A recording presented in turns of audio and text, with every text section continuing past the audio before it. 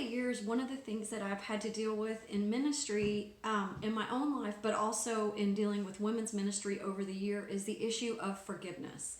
And oftentimes people, they will say, I want to forgive, but I don't know how to forgive. And I'm not so sure that we always help people to understand the skill of forgiveness and what that looks like and really breaking that down.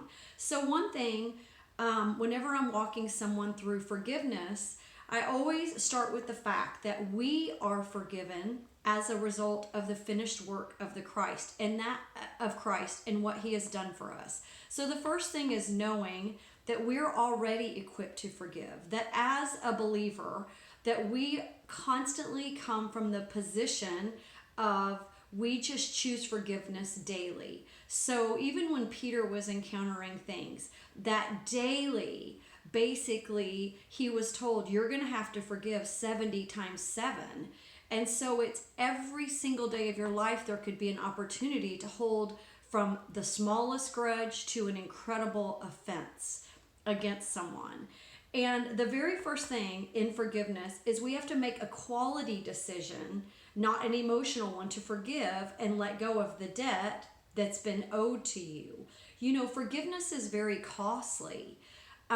Whenever we choose to forgive someone, we are releasing a debt that is owed to us. And there's a story in the Bible that talks about this. And that scripture really talks about that there was a man that was forgiven of $1 million debt.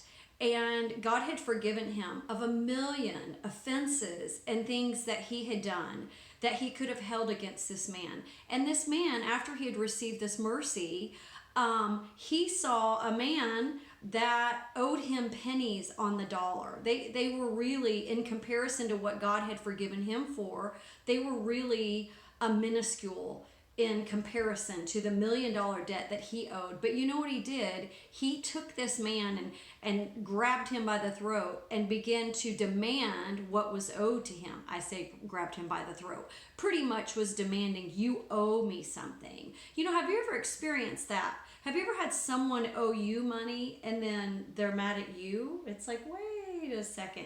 Well, you know, that's pretty much how it is with us at times. We have petty grudges and offenses that we've held against people, and some are great. I'm not minimizing that. Some are great things that have caused tremendous amounts of pain. But most of the things can be really just grudges that are smudges on our soul. And we've carried these, and they're collective offenses, and we're held captive by them. So the very first thing is to make a quality decision and not that emotional decision, to forgive that debt and to let go of whatever that debt is that we feel is owed to us. The second thing is to either verbally or in writing name the people that come to your mind when you're still enough that have held you captive from whatever those offenses are.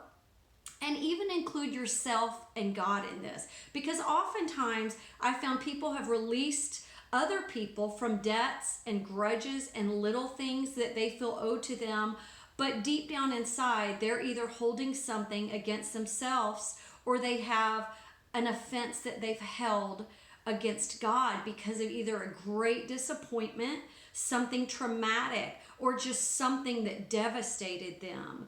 And so it's really, sometimes we feel guilty for even saying I'm holding something against God as a believer. But oftentimes I found underneath that is the very thing. They're not holding something against people, but they are holding great disappointment and an offense against God because maybe they prayed for this to happen and then that happened. Or they've believed a lie from the enemy that God was holding out on you. If you had been there, then this wouldn't have happened. Or if you would have intervened, then this wouldn't have happened. And so they just begin to allow those things to build up. And then as time goes on, they're more distant from God and they no longer have intimacy with God because there is a wall between them and what their perceived expectations were in God in this situation. So, and that's a often thing that people struggle with, but they have so much guilt about it. They don't either want to admit it or they don't even know it's there. And so that's something that oftentimes I would say really stay there, because that can be a real stronghold and can be a great hindrance, and they can get stuck in progressing spiritually. So the third thing is have a burn party privately. You've got to spew the toxic emotions, anger, disappointment, and then literally burn the paper and release it to God. Maybe you have to do this on a regular basis. And I don't do plastic very well. And I can remember a season in my life where I just thought, if one more thing happens, I'm just going to snap. And I love God. I want to walk with God more than anything in my life. But I can remember being shocked, standing in my spare bedroom, and I was having it out with God. I was throwing up emotionally. I was angry. I was so hurt. I was hurt at God. I was hurt at myself. I was angry at people, angry at myself, and I really did just vomit spiritually. And what came out of me was so shocking as I threw my Bible against the wall, which I thought, I could get struck by lightning right now. But you know what? This is honest. And oftentimes people stuff and they press toxic emotions down, or they press down how they're really feeling about something. And then you know what happens? A root of bitterness starts taking place in their life. They get stuck, and before you know it, they're throwing up on everyone at their office and their family. And scripture says a root of bitterness defiles many. So it divides you against you and yourself, against God, against people you're in relationship with. And it starts coming out in different ways that we, sometimes crazy ways, that bitterness where somebody just goes ballistic on someone out in public or takes it out on the cashier at the grocery store because there's a root of bitterness. So have a burn party. It needs to be you and God, nobody else around. Get it out of your soul. God can handle you. He's not like us. He is not like man. He can handle you getting that out of your soul so that you can see what's there. Oftentimes, we don't even know what's in us until it starts coming out. Have you ever been squeezed and you're like, yikes, I didn't know that reaction was there? Well, God did, and He put you in those situations to purge those things that are really poisonous in your spiritual life and in your emotional life and in your relational the relationships that you have with other people. So after you've had that burn party, you might have to do this on a regular basis, daily. Lord, I choose to forgive this situation. That's what it looks like. God, I choose to forgive this person.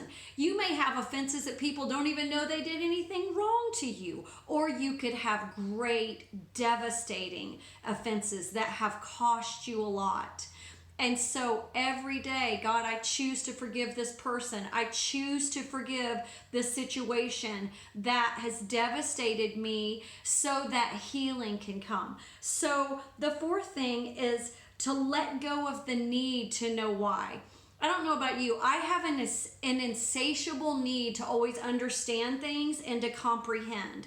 And so because by nature, I am driven to comprehend or understand. If you can just give me understanding. Oftentimes when I was younger, I always wanted to know why. Why? I was just always like, well, why? They're like, you can't do this. When I was a kid, I'd be like, but why? So with God, sometimes sometimes just like certain situations, I'm like, if you could help me to understand why, God, I can move past this and I can let it go. And oftentimes you're not going to get a why. So for a very long time, I remembered a silent season from God of Him not giving me an explanation. And I really wanted that explanation. It wasn't going to stop me from walking with God. It certainly, I didn't want it to stop me from having intimacy with God. I didn't want to just get religious, which is what a lot of times we do in our walk with God, is we lose intimacy and then things become law. And so for me, letting go of the need to know why, to not have to have that explanation and understanding. And then after those kind of things, so the quality decision being made, not an emotional one, to verbally or in writing name the people that have held you captive, from the smallest grudge to the greatest offense, including yourself and God. The third one, having that burn party privately, venting all of the disappointment, hurt, and just releasing those people to God. And that fourth thing, letting go of that need to know why. Then after all of those things consistently are done, what starts happening is healing starts coming.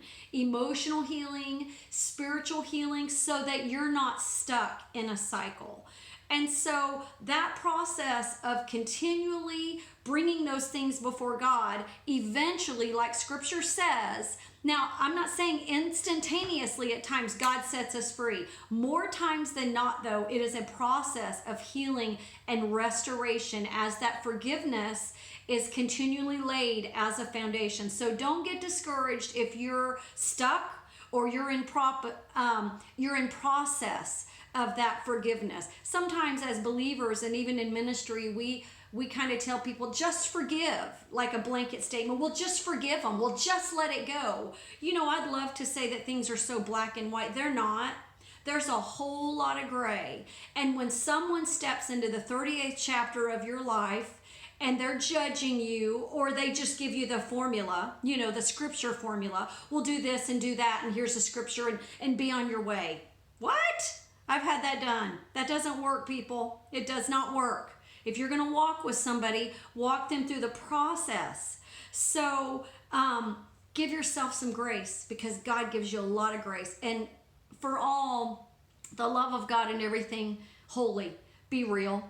Don't be plastic, because God's not shocked by you, and He's not surprised either. So just keep it real and let that restoration start unfolding. Have a great one.